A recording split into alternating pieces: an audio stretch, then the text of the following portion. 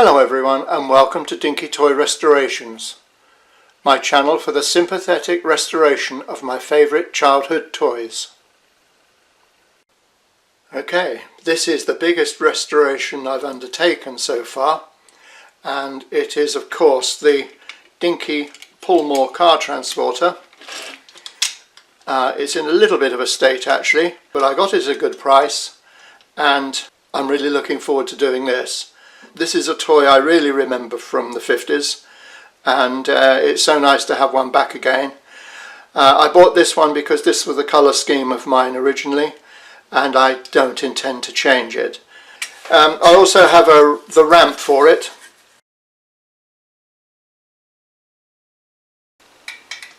So the first job to tackle on the trailer is to remove the floor plate here from the rest of the body.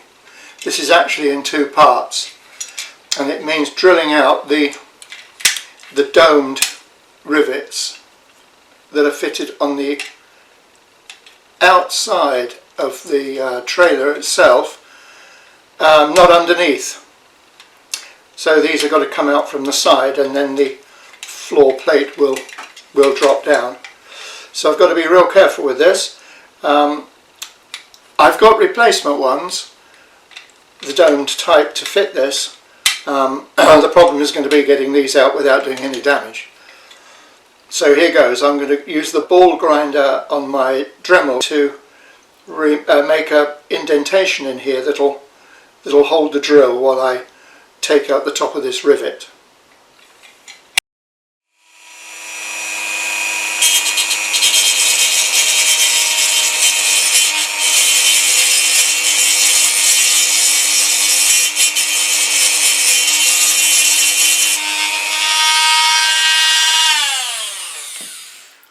That's ground it off flat. I'm going to use my punch now to make a little start hole or indentation in here that'll deepen that. So I'm going to get that in the centre.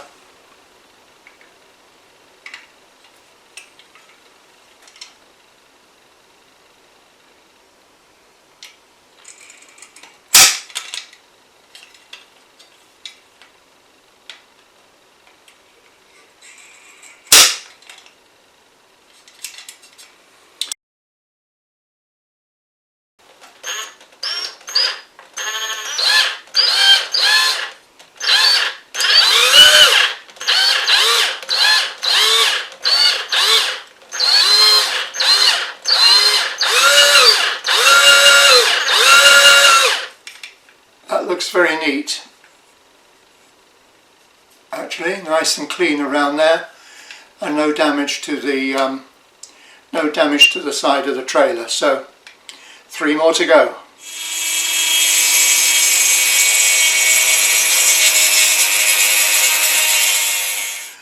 With all the drilling done, I can now hopefully remove the floor base.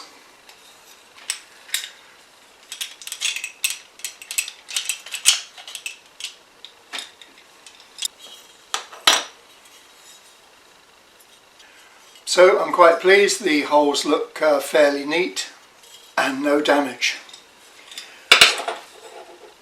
So that was the tricky bit.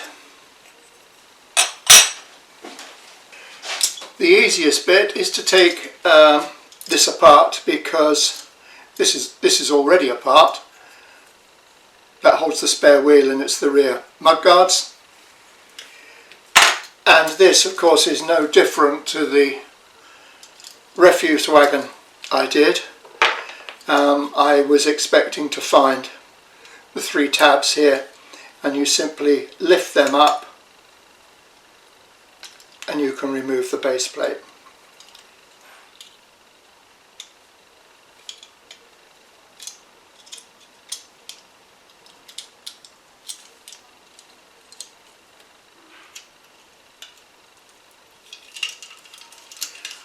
Should just pull out. Oh, there it goes.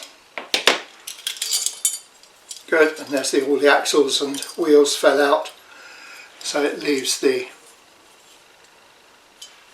cab now stripped There's the base plate intact. I'll straighten those tabs out, and there are the wheels and axles.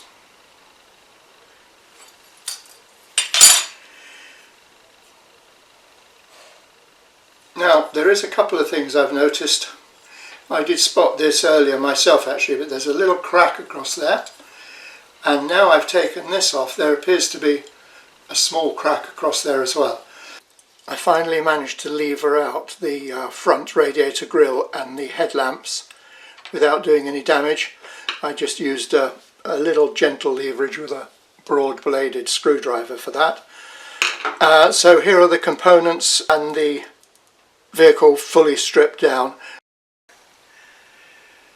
So now I need to drill into the foreplate of the trailer with a 2.5mm drill to take the new domed rivets. I'm drilling into this bit here, so there's nothing really behind this. So I'm just going to need to check the depth to make sure I don't drill too far.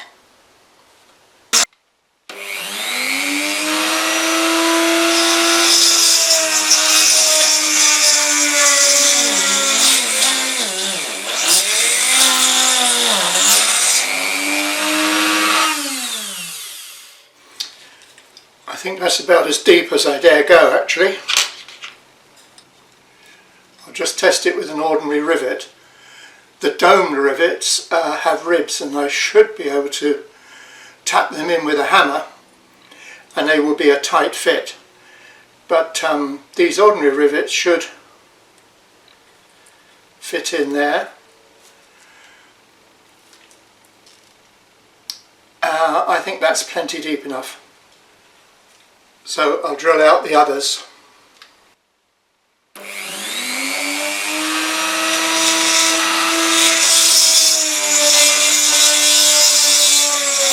separation of the two parts of the trailer on the transporter didn't go too well actually. Let me see if I can show you. When I drilled it out, as I pointed out, there is plenty of room behind here for the drill to open up a hole to take a fresh rivet. But if you look this end, there is a much smaller backing piece to this rivet that is going to be very difficult to drill into. So what I'm planning to do is to put rivets in the back here, and I might well have to araldite this piece in just to hold it, and then put the head of the rivet on top. I'm afraid it would be a shame not to get that drilled through, but I can't see a way around it.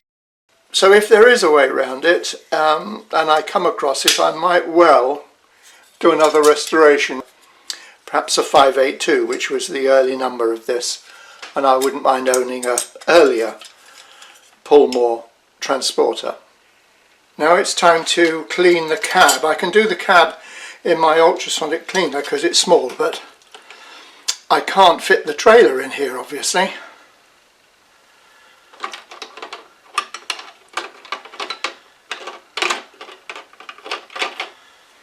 Anyway, we'll give this 3 minutes.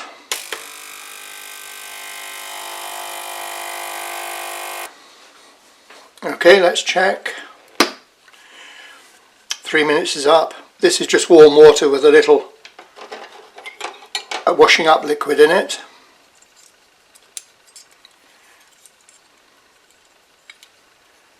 I'm going to roll my sleeves up now, and I've got a washing up bowl full of water, and that's warm water actually, so I'm going to put a little bit of washing up liquid in it, and then I'm going to clean the trailer parts separately.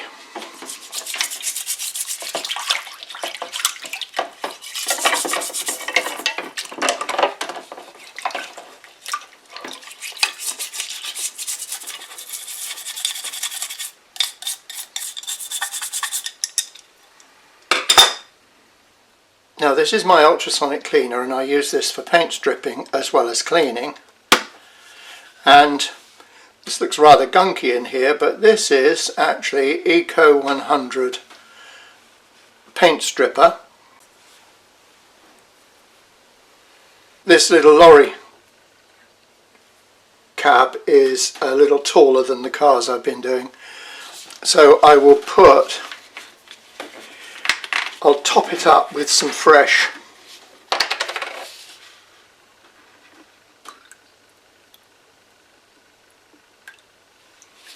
which might just rejuvenate the stripper a little bit, I suppose.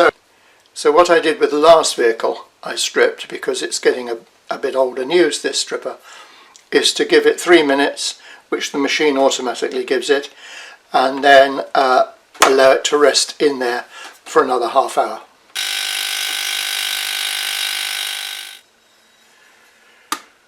To strip the paint from the trailer part of this is going to take something bigger than my ultrasonic cleaner. So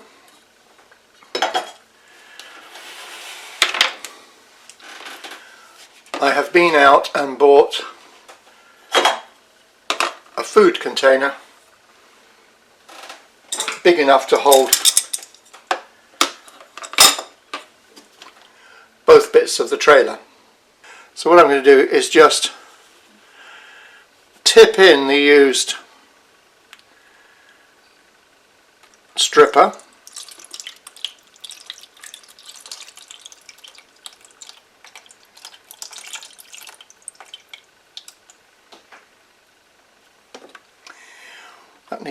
that needs a good clean out now.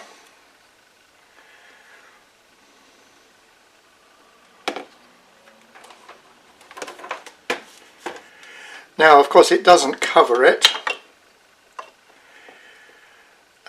Even if I put the rest of the stripper in from the bottle, I don't think it's going to cover it. But I'm going to have to get this stripped. I could do it in 2 or 3 goes. Yeah, let's just try that. It's just time, I know, but I've got other things I can be doing. So I'm going to put the top on this, and I'm going to leave this for half an hour or so to see what happens. Meanwhile, I can clean out the ultrasonic cleaner.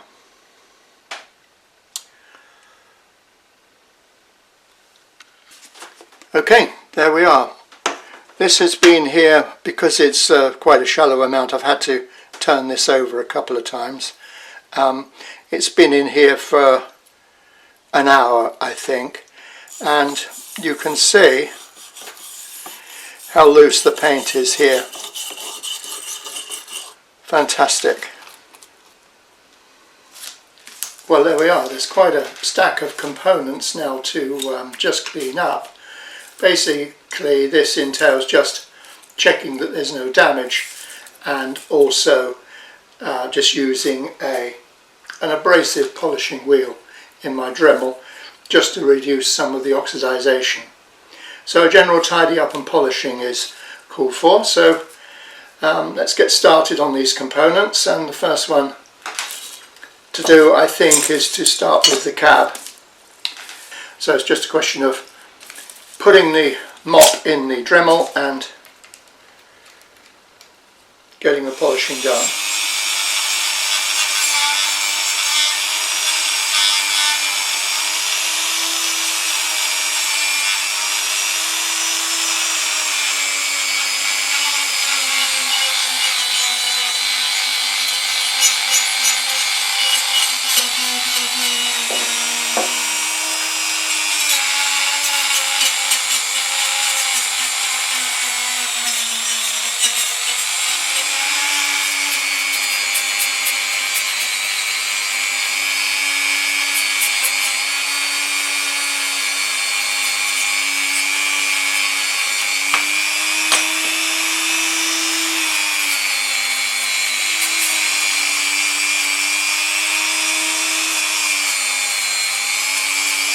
Right, so there we are.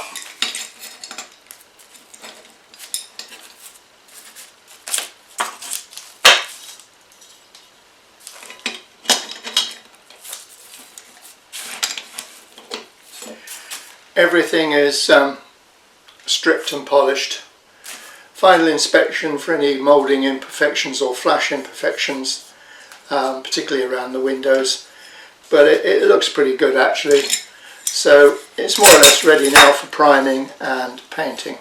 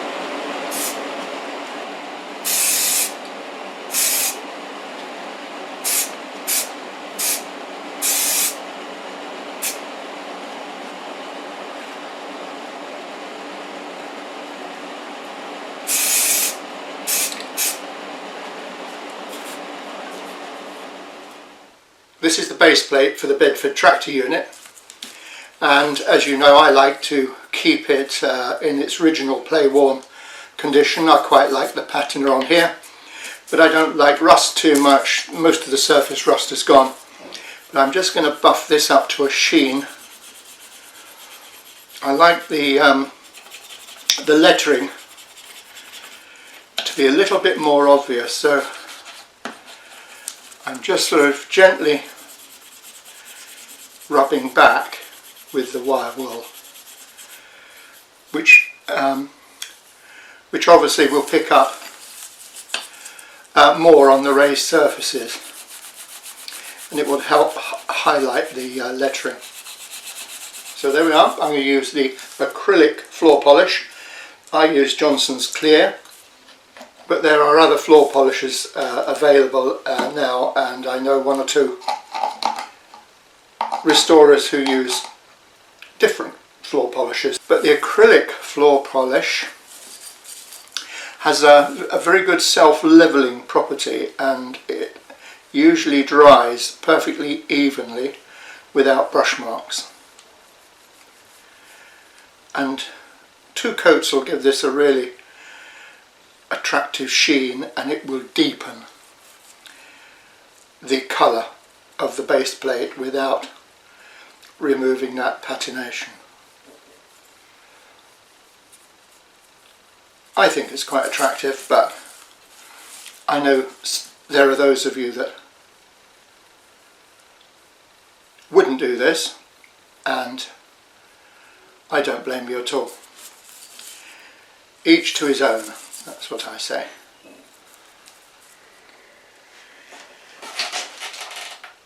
So we're going to start painting the trailer with Steve Flowers' Cambridge Blue, a rather nice soft pale blue. The paint has been diluted 50-50 with cellulose thinners. And I'll switch the fan on in the spray booth.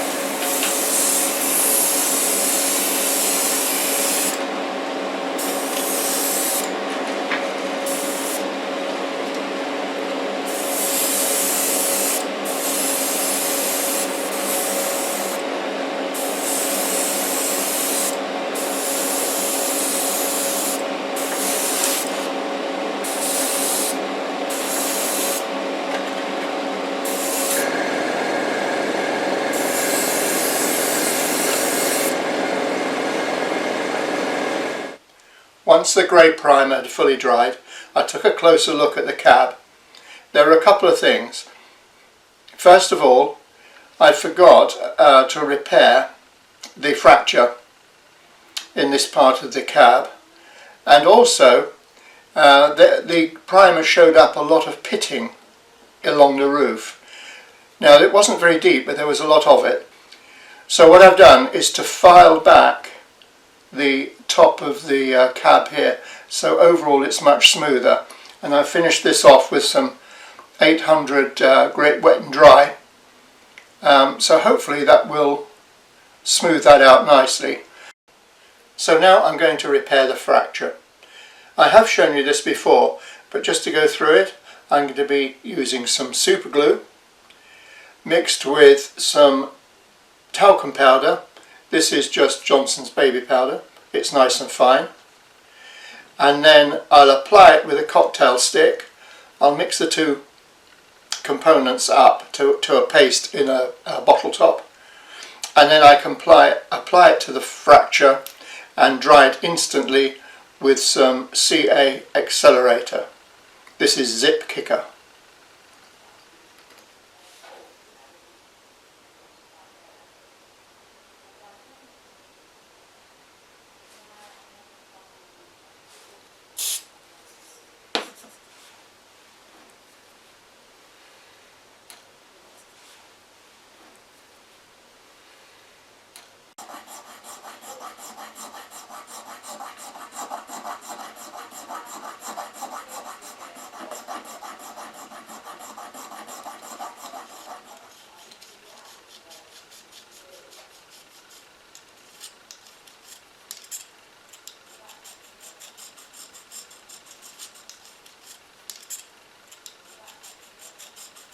The tractor unit is going to be painted in one of the Steve Flowers colours. This is number 22 and it's Summer Sky Blue, which is a nice sort of mid-blue colour for this.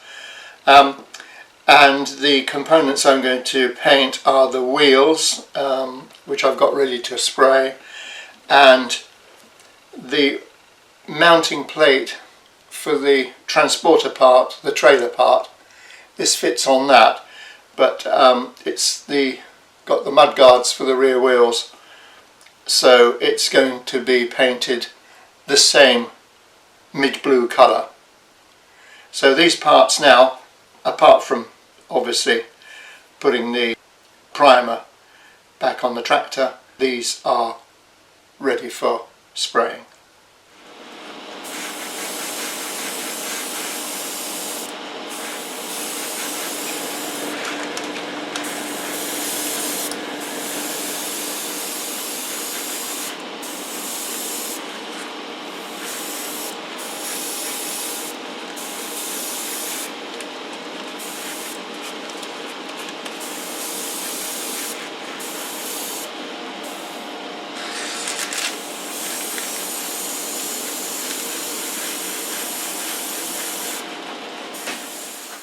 Time now to complete painting the trailers.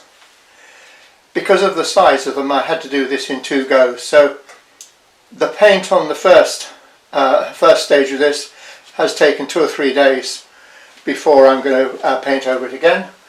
But I'm going to now finish off this part of the trailer and then paint the upper part of the trailer floor.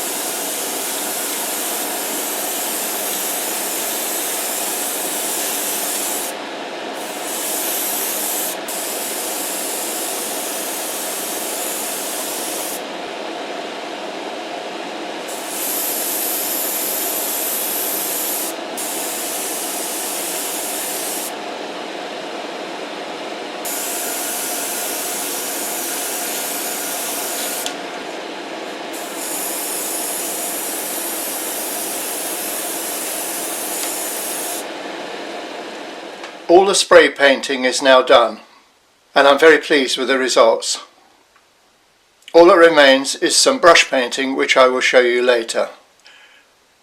But what I intend to do now is turn my attention to the decals. So these are the decals that are available online. I must admit, when they arrived, I was quite disappointed with them.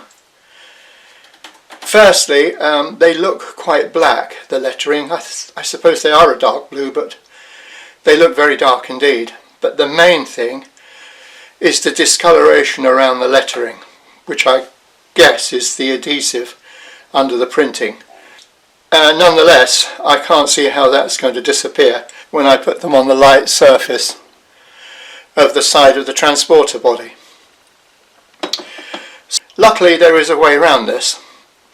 I have scanned these decals into JPEG files and I put them in Photoshop, and I managed to get rid of the surrounding yellowish colours, and the result is this. This obviously has been printed on special transfer paper or decal paper to make your own decals. So using a fresh blade in my scalpel, I will cut these to size, close to but not right up to the letters. The decal can then be placed in the water. This is warm water. It appears to want to curl up. A few moments in there, settling down, that should be fine. I can slide the decal in place. These can be more fragile than commercially produced decals, so you need to take a little bit of care.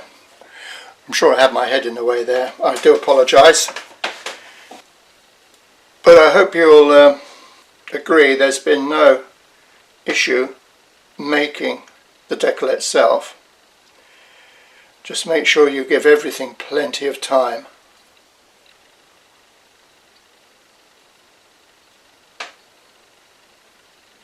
I've left this back ramp separate for the moment. I haven't put the decals on it, as you can see, because what I want to try and do is fit the 20 mph decal onto the back here.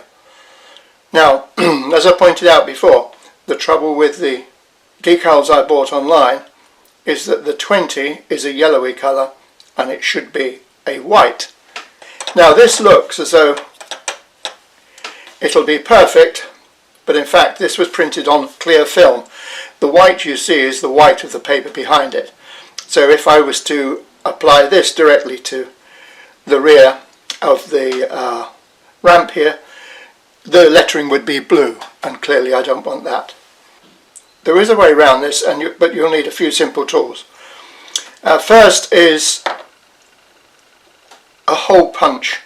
Now you can buy these in sets from 2mm to 10mm.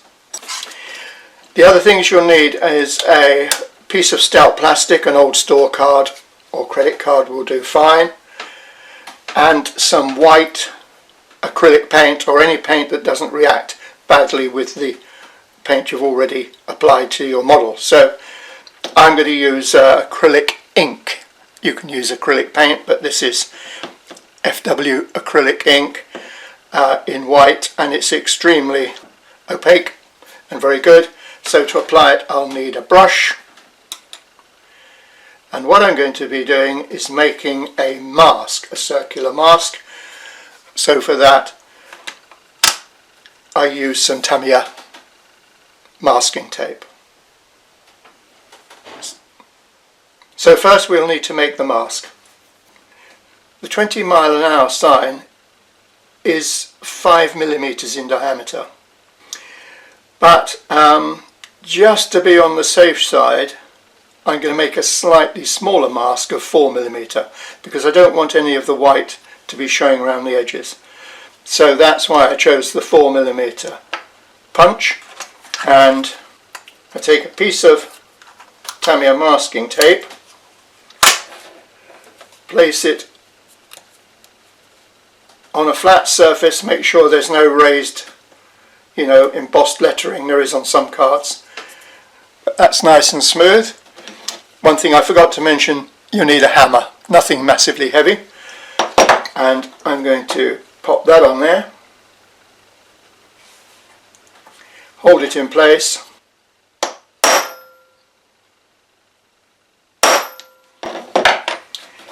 okay, and that cuts a mask. Let me just gently take that off.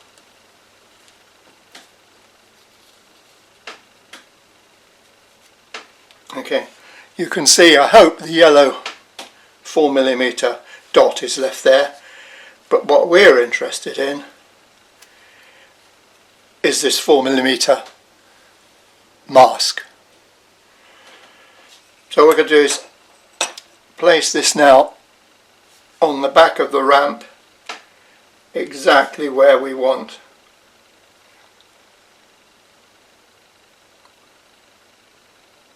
The 20-mile-an-hour sign.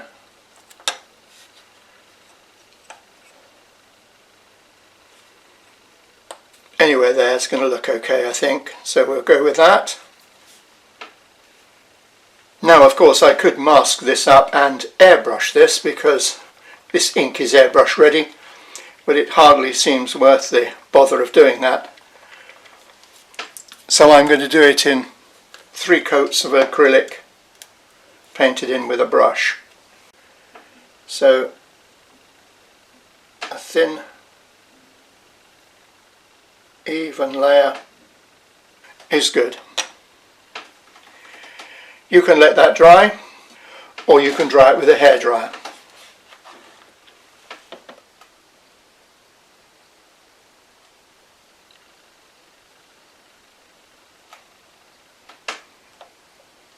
That was the 3rd coat.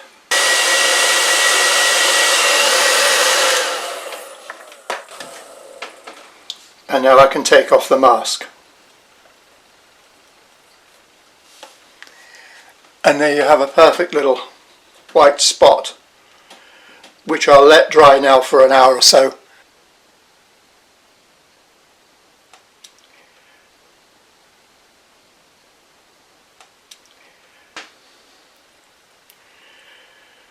Give the decal a little while just to absorb the water. I don't like it to float off though, so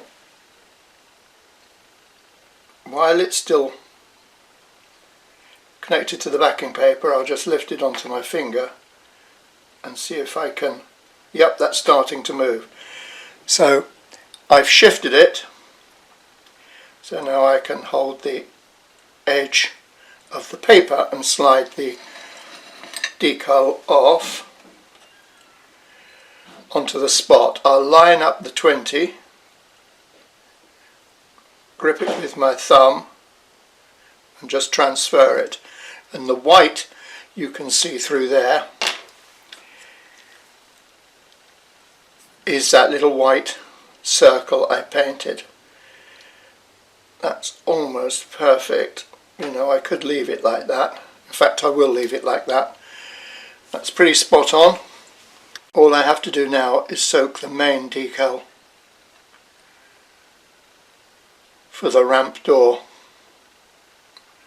for a few moments in the water, and then I can place it in position.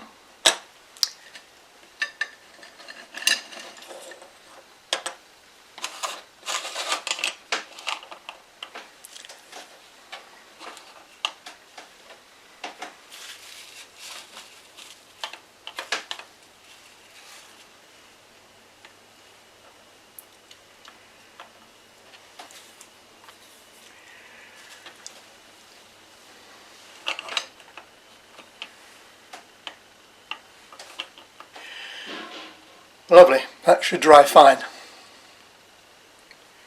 The last job before the final assembly is to hand paint those areas that need to be black. For this I'm using some artist's paint actually. This is Liquitex water-based acrylic soft body. So I need a minimal amount of water in order to paint this. It dries very quickly and I might have to put 2, possibly 3 coats on to get the coverage.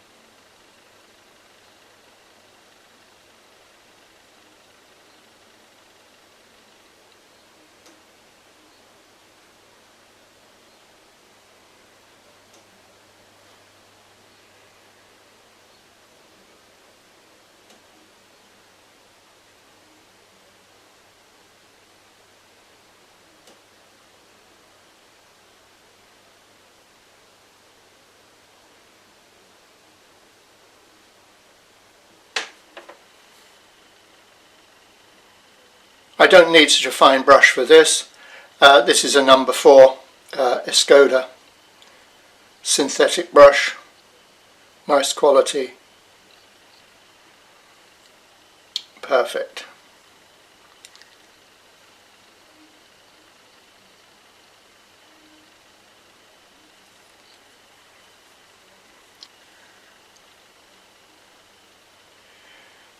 Where it does need a smaller brush is to paint the finer detail on the radiator and headlamps. Again, I'm going to be using the Humbrol number 11 silver.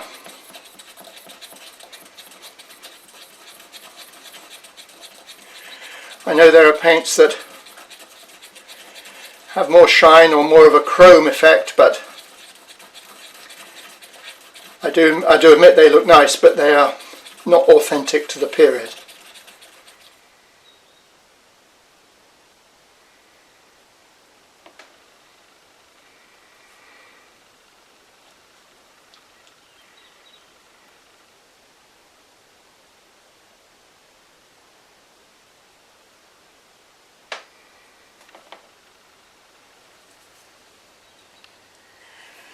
There we are. I've just switched the camera on again, and you can see hopefully the effect of that. When you look really close, I've just sort of nicked a little bit on the black here where I shouldn't, but when this is dry I'll just touch that back in with some black. I started the assembly by fixing the rotating or articulated part of the tractor unit to the trailer. There's a washer here that just holds it onto the post on the other side, and because I had to open up the hole here to get this on, I've used some araldite just as a little cap on the top there to stop it all falling apart. I've used a little araldite as well to hold in place the radiator unit and headlights. That done, I can now assemble the tractor unit itself. So there's a shorter axle on the front and a slightly longer axle on the back, and I've already fitted the tyres to these. Okay, now I can fit the base plate, which locates under the little hooks there, and that secures the front wheel, and the back wheel I'll hold in place while I push through the little tabs. So I'm going to hold the plate tightly in place and just bend them across. Fitting the two parts of the transporter body together is going to be a little more complex because I didn't make a good job of taking out the rivets. Hopefully cosmetically it's going to look okay, but I'm going to have to be a bit creative in the way I actually fit this in so that it all stays together. So the first thing is to put the back ramp, loading ramp, in place.